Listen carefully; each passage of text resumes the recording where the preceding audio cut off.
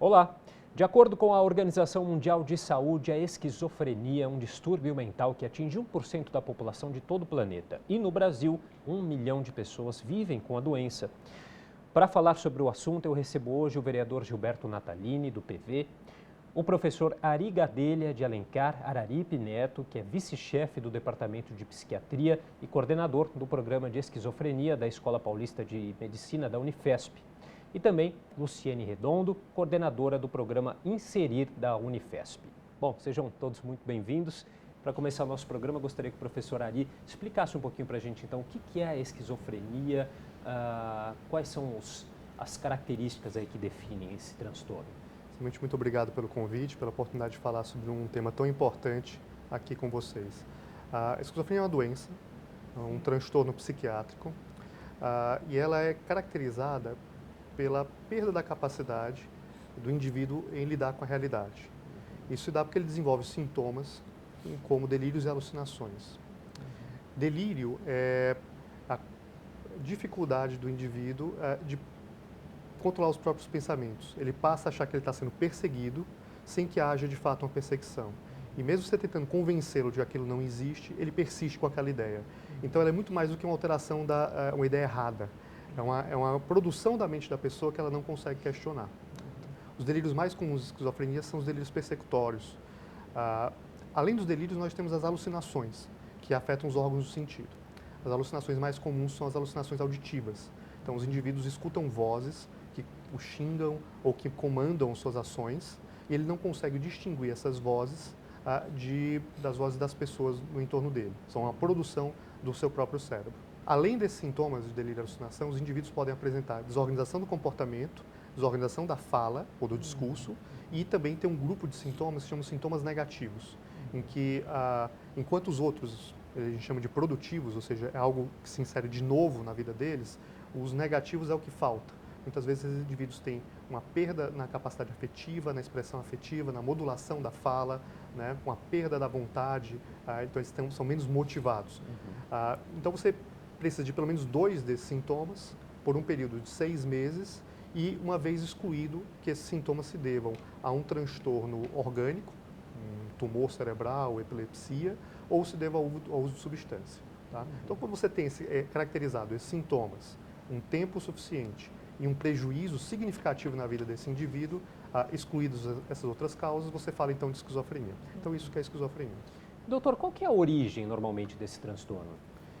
A esquizofrenia tem 2 grandes conjuntos de fatores etiológicos. Seriam os fatores genéticos e os fatores ambientais. Então, existe um componente genético. Quando você tem, por exemplo, um familiar de alguém com esquizofrenia, a gente sabe que o risco é maior dessa pessoa também desenvolver a doença. Só que o risco genético, ele não determina a doença, ele é uma vulnerabilidade. Inclusive, grande parte dos indivíduos que desenvolvem esquizofrenia não tem familiares afetados, né? Eles têm uma carga genética, tá? Que os pais não manifestaram, mas que ele desenvolveu, que ele herdou desses pais, e que junto aos fatores ambientais, como complicações obstétricas, estresse, uso de substâncias ao longo da vida, isso faz com que o desenvolvimento cerebral se dê de forma alterada e isso vá, no final da adolescência e início da vida adulta, culminar com o surgimento de sintomas psicóticos. Então, a esquizofrenia hoje ela é conceituada como uma doença de neurodesenvolvimento. Ela tem toda uma trajetória de desenvolvimento alterado. E por isso que é tão difícil tratar a doença. Não trata simplesmente de uma alteração química que eu vou lá e corrijo. Trata-se de um cérebro que se desenvolveu de forma alterada e todas as complicações que isso acarreta para o indivíduo ao longo da sua trajetória de vida.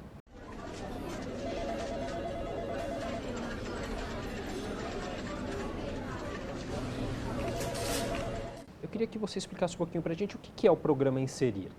O programa Inserir é um projeto para a inclusão profissional de pessoas com esquizofrenia. É um projeto que acontece dentro do PROESC, o Programa de Esquizofrenia da Escola Paulista de Medicina.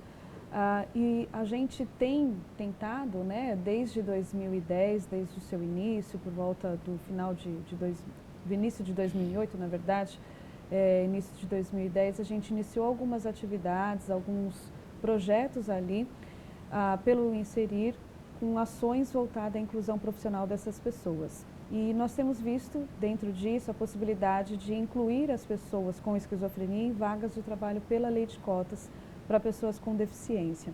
Então, hoje o Inserir é um projeto que apoia a inclusão profissional das pessoas com esquizofrenia que estão em tratamento no PROESC, através de uma metodologia de suporte terapêutico, de emprego apoiado, de assessoria para as empresas contratantes, né, e para os pacientes antes e após a contratação.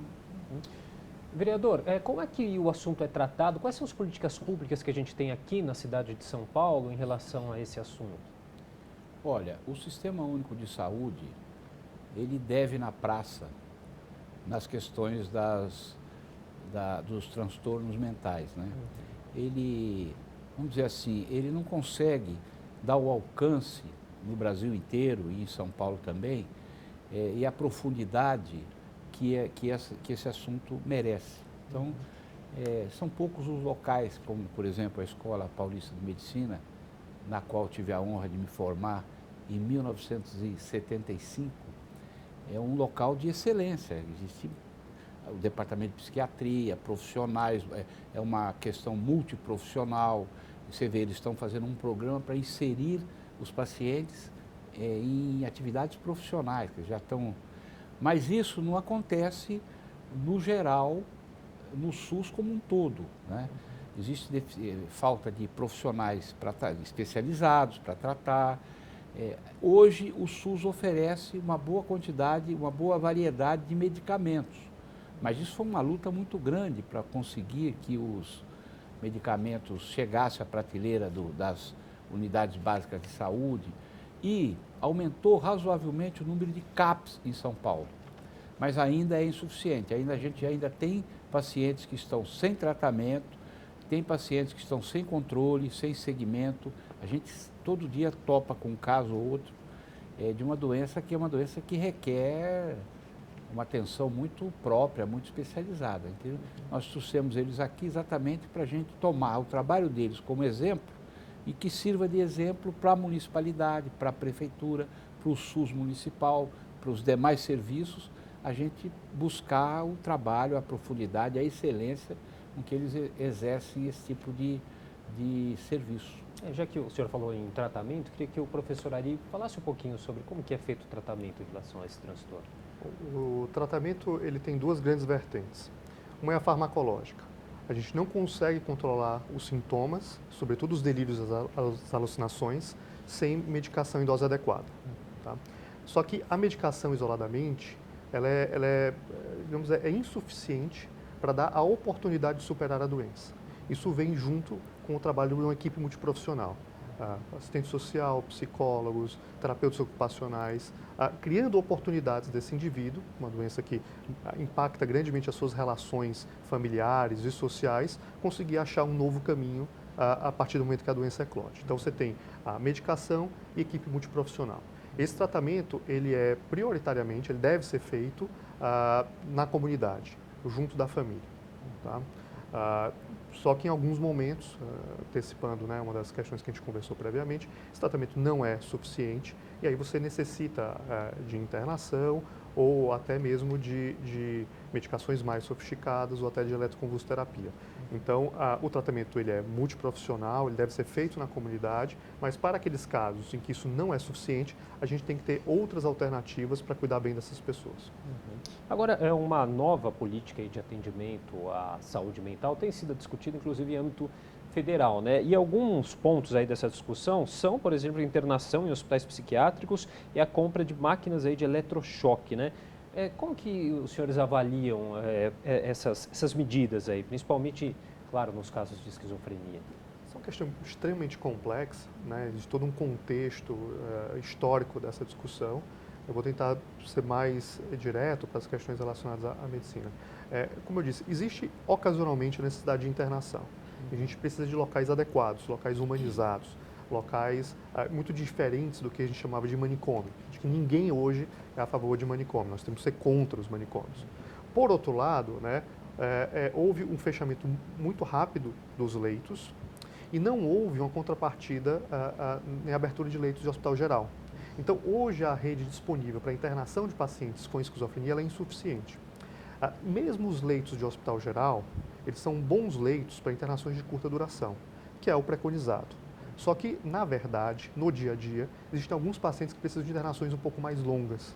E esses leitos em hospital geral, muitas vezes não têm uma estrutura adequada para que esses pacientes possam ficar confortavelmente, de forma humanizada, por mais tempo. Então, é importante você ter uma diversidade de equipamentos para atender bem as pessoas com esquizofrenia. A gente não pode cair num reducionismo de achar que um único tipo de equipamento vai dar conta de todas as necessidades. Em relação à eletroconvulsoterapia, que é o tratamento, ele já existe, né? Ele é um tratamento de exceção, ele não é a primeira nem a segunda linha de tratamento, mas para aqueles casos que você percorre todo o tratamento, ele é uma opção que tem benefício. Sobretudo para os pacientes com que a gente chama de esquizofrenia catatônica, são pacientes que ficam parados, imóveis, né? Nesses casos, a eletroconvulsoterapia, ela modifica a trajetória de doença e tira rapidamente o indivíduo dessa condição que antes do advento dessa terapia era praticamente fatal. Os indivíduos ficavam anos dessa forma. Então, eu acho que a discussão, ela não pode cair num tudo ou nada, ou tem ou não tem. Ela tem que ser uma rede diversificada, uma rede que tenha critérios para indicação, indicações humanizadas, indicações que priorizam a qualidade de vida dessas pessoas, mas que, quando haja necessidade, você tenha equipamentos adequados. Porque com um determinado ponto da política, houve uma precarização dos equipamentos, das estruturas disponíveis, e hoje você não tem aparelhos adequados, modernos, para fazer essa intervenção. Então, você acaba privando indivíduos que poderiam se beneficiar dessa terapêutica porque não tem equipamentos adequados no SUS. Então, acho que a discussão ela tem que sair um pouco do tudo ou nada, do radicalismo, inclusive ideológico que existe no tema, e tem que priorizar a atenção com qualidade das pessoas, nunca esquecendo os princípios que regem o SUS, os princípios que regem a boa prática de saúde. É uma prática humanizada, cuidadosa, mas tecnicamente e tecnologicamente adequada às necessidades dos pacientes. Tá certo. Bom, a gente vai precisar fazer o nosso primeiro intervalo, mas daqui a pouco a gente retoma aqui o debate. Até já.